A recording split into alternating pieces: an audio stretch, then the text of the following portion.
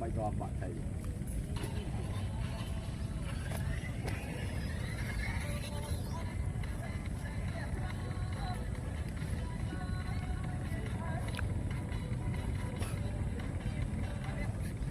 Anh khơi taxi nó lại nghiêng phát á, còn khóc cho nó đi không, để lại choy má đâu.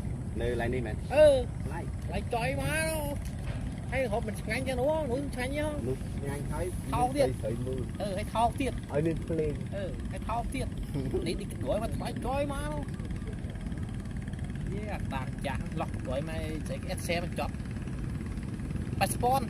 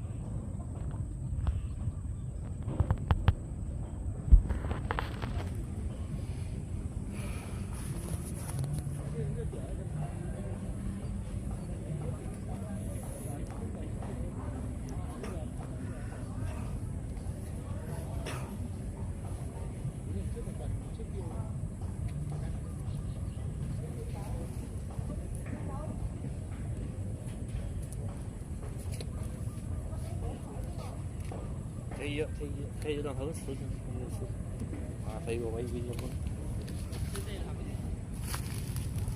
quên rồi đã bạn